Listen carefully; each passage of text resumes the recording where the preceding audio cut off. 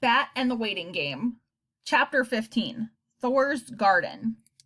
Carrots, corn, and kale, Bat told Mom on the drive home from school. Carrots, corn, and kale, Bat told Janie when she got home, interrupting the song she was singing. Carrots, corn, and kale, Bat whispered to Thor as he fed him his afternoon bottle, cradling his squirming, eager black and white body. Thor was getting strong, Bat noticed. He filled Bat's hands now, and his snuffling snout pushed into Bat's palm as he searched for the bottle. I think your little friend is ready for solid food, Mom said. She was in the kitchen with Bat, drinking a cup of tea and watching him feed the kit. Carrots, corn, and kale, Bat said again. Yes, those sound like great choices for a skunk garden, but in the meantime, let's try something a little easier to digest. She sat her tea down and took a slice of bread from the loaf by the toaster. She pulled away the crusts and cut some of the softest center of the slice into little cubes. Then she dipped some of the formula onto the plate of breadcrumbs and waited until it had soaked in and the bread was soft. Then she set the plate on the floor and said, Let's see what he thinks. Bat sat on the floor and made a V with his legs around the plate of bread. Gently, he set Thor down. At first, the little kit stumbled as he got his legs underneath him. But his tiny nose went up like he smelled the food, and he wove his way over to the plate, his tail bushy behind him. When he got to the plate of bread, he sniffed around for a while. Bat didn't know if he would eat it. Maybe he doesn't like bread, he said to Mom. Give him a minute, Mom said. She had sat down on the floor, too, right next to Bat, and they watched together as Thor climbed up onto the plate with his front legs and dipped his mouth toward the food. Sniff, sniff, sniff. Then his tongue emerged, touched the bread. Then he licked it. Then he got even closer, opened his mouth, and took a bite. He's eating, Bat said. He sure is, Mom said. Thor chomped down half of the plate of formula-soaked bread. Then he turned away from it. Bat scooped him up and wiped his face clean with a napkin Mom handed him. They grow up so fast, don't they, Bat? Mom said.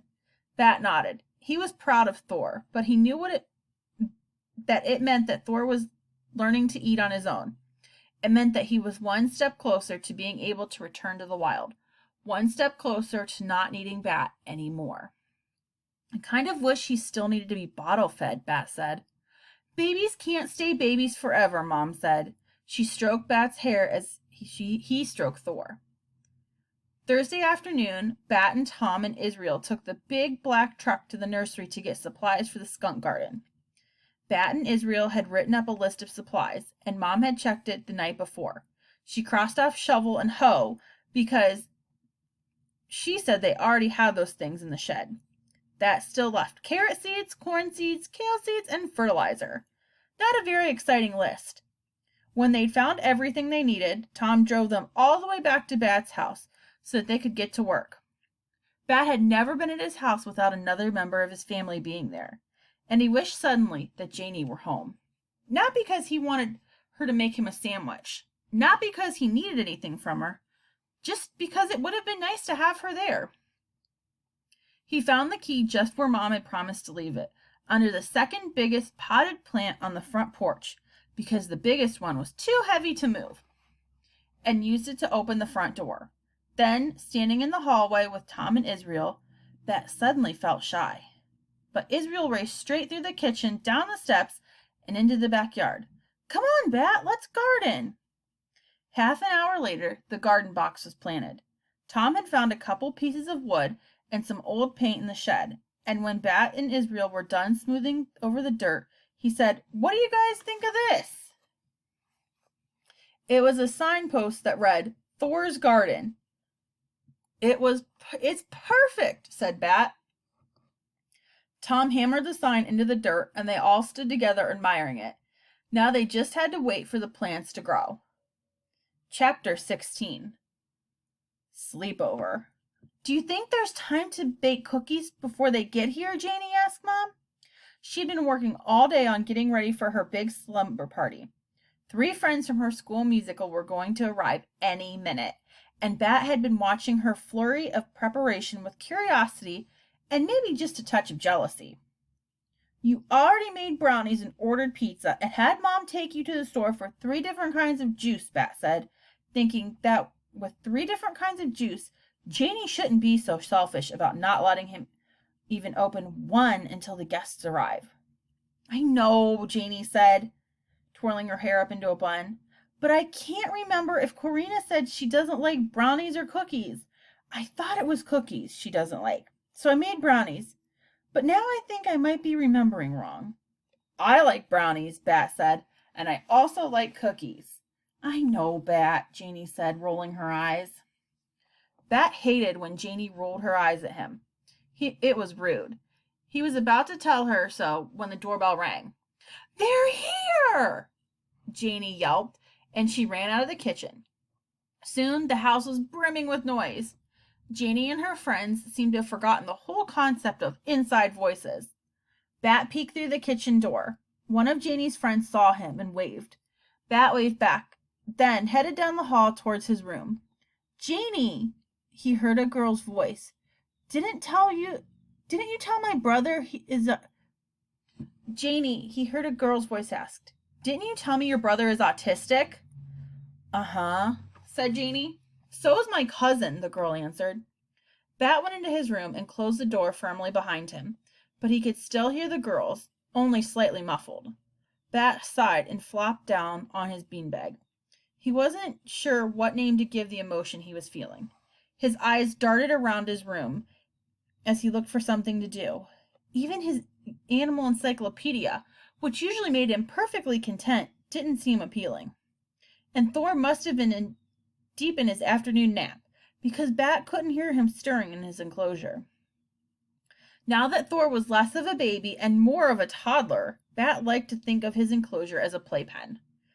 In one back corner was the kitty transport box that made a sort of cave for Thor to sleep in.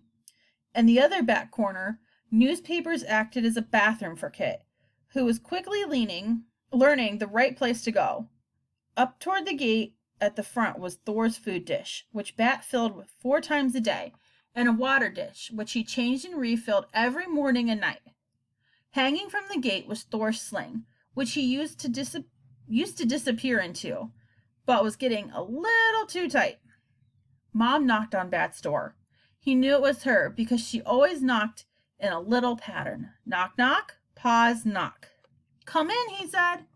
Mom opened the door, and the girl's noise got louder. She came into the room and shut the door again. Those girls know how to party, she said with a smile. Bat shrugged. I guess, he said. Mom sat on the edge of the bed. How's Thor? He's taking his nap, Bat sighed, and for no reason his eyes filled with tears. Oh, little Bat, Mom said as she stroked his hair. Are you feeling lonely? Bat shrugged. Maybe, he said. Mom pet Bat's hair in long, slow strokes. It felt nice. Hey, she said, I have an idea. What? Said Bat. Do you want to call Israel and see if he'd like to come for a sleepover? We could break out your trundle bed, Mom said. Bat had a trundle bed as long as he could remember, but the only person who had ever slept on it was Janie when they were younger, and he could sometimes talk her into sleeping in his room. Do you think he'd want to? Bat asked. Only one way to find out. It turned out that Israel did want to come over for a sleepover. Sometimes life means a lot of waiting and not knowing, but this time everything happened fast. Israel answered the phone on the second ring, and then Bat's mom talked to Israel's mom, and within half an hour, it was Bat's turn to open the door when the doorbell rang, and it was his friend standing on the front porch holding a pillow and knapsack. Hi, Bat said. Do you like brownies? They're my favorite, Israel said with a grin, and then he came inside.